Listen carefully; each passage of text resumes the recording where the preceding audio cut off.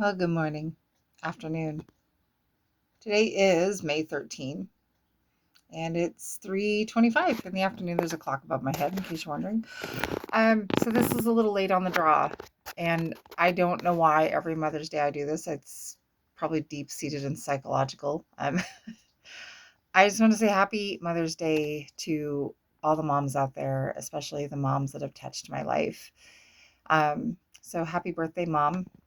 Anna, you've started out a really good mom, and unfortunately somewhere along the lines we fell off, and I didn't really get to know you. So I have acknowledged that you've reached out, and at some point hopefully I'll be able to reconnect there. But happy Mother's Day to you. To my mom, Cindy,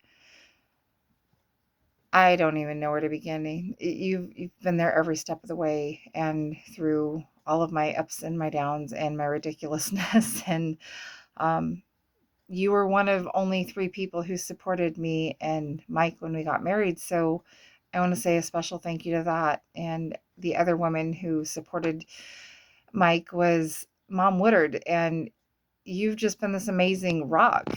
Both of you have just been this amazing rock that has been super supportive. And so it's amazing how you're born with one mom, but you end up with lots of moms. And I just think that's super, super healthy. Even my own children have these extra women in their lives that just support them and lift them up. And one of those women, is a woman named Ina. So Ina, if you watch this, she is my son Michael's extra mom. She is That woman has been such a rock for him. And even when he was a very little boy and they first met, she just did so much to nurture him and support him. So, Ina, thank you so much for being my son's extra mom, because he needed someone extra. And sometimes, you got your moms, but then there's things that you just can't quite tell your moms. And my kids do that to me. They don't tell me everything. They actually have this thing called a don't tell mom list. And there are some things that have come off the don't tell mom list that I wish would have stayed on the don't tell mom list, like, jumping off 50-foot cliffs into lakes. Yep, no, that scares the tar out of me. So, but for all the moms out there, for Anna and for Madeline, who is the extra mom to my daughter, and to Ina, who is the extra mom to my son, and to Mom Woodard, who is the extra mom to my husband, and to Mom Cindy, who is my adoptive mother. She is amazing, but especially happy Mother's Day to my daughter, who is her first mom. She just had a baby. This is her first official Mother's Day with baby outside of her body.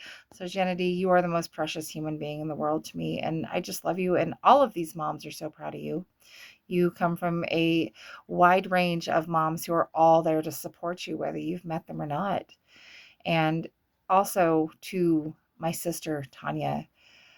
Tanya, I know we don't talk much, and it's been a while, but a day doesn't pass that I don't think about you, that I don't love you, and that I miss you more than you could imagine. You and Mom Cindy are my world, and I'm gonna sit here and cry, so I'm not gonna do that. But I just want you to know that I love you, and I'm sorry that we don't get to connect as much as we do. I work a lot, and I know that we all work a lot, and this job, especially the one that I have, just kicks my butt.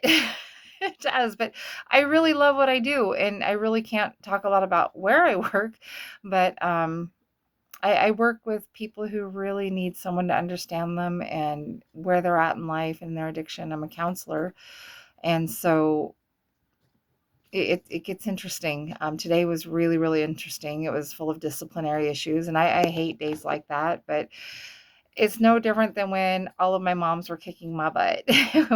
And a good mom is there to kick your butt when it needs kicking, and love on you when you need loving, and lift you up when you need lifting up. And most importantly, every woman in my life that has been an influence on me has just been a Christian and a solid believer in God and a follower of Jesus Christ. And in my world, that is so important. So that was one of the biggest things that I've had as well, the other human in my life. I'm just going to say human because I don't want to talk ill, but um, when you fall out because someone can't follow your faith, or because they expect you to be something that you can't be, or they want you to believe things that aren't true.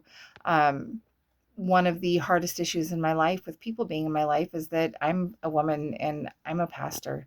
And that's really hard for people. But I love what I do. I love being a worship leader. I love music.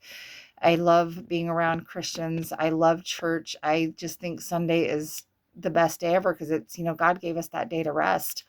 And it's kind of ironic because God gave us that day to rest, but then he also made us all moms. And we're like, okay, rest what? What? Day of rest? Huh? Mom? Not computing, shorting out here. Okay. Well, all of my kids have left home. They're all grown up, but now I've got a grandbaby. And I would hear things people like, oh, would they say, if they'd known grandparenting was, or being a grandma is so fun, they'd have just skipped the whole parenting thing. I wouldn't have skipped anything. Um, I love being a grandma. Theodore is the light of my life. I love that little baby so much. And if you saw the live stream on Sunday, you would have seen Theodore. And last Sunday, Jen and I both play, and we both play piano, and we lead worship. And she is playing and she's singing, so we had to trade places, and I would hold him and then he'd start screaming. But once he starts getting fussy, because he's getting teeth, babies get fussy, they don't care if it's worship service or not. So I had to walk off the platform with him and let her finish. And so it's really cool because being a mom, I have a daughter that can sing beautifully and she plays piano, and we just back and forth. I mean, we can literally just trade off. We just like, peanut butter and jelly, man. We just blend. And it's so cool because when you give your kids room to grow and you give your kids space, like all of my moms have done for me, they let me go through mistakes, and they didn't waver. They stayed with me. I mean, poor mom Cindy, oh my dear goodness. That poor woman, I thought she was going to have a heart attack when she found out that, 17-year-old me was getting married. Well, here I am 35 years later. And part of that is because she believed in me. And Mom Woodard believed in Mike. And it's nice, instead of making comments like, oh, you'll never make it, because believe me, we got those comments. 35 years later, I think we did something right. And so I just want to say happy Mother's Day to all of my moms and my husband's extra moms and my children's extra moms, because it's important to have extra moms, whether they're your biological or not. And I didn't really get to spend a lot of time with moms growing up, but that's another story. But the ones that I have and the ones that God put in my life, I thank Jesus for you every single day. And I miss my sisters. I don't get to talk to them much. I'd give anything to give you a hug, Tanya. You have no idea. But I know this is late. I don't do Mother's Day very well, and I realize it's a psychological thing in my head. But late or not, to include my sweet friend Miss Mimi, who I know is going to watch this because she's a mama too. Happy Mother's Day to all of you, and I'm sorry this is late, but it's a me thing. And so chances are Mother's Day is never going to happen on Mother's Day because, well, this particular shrink has issues and probably needs to be shrunk. So I love you guys, all of you.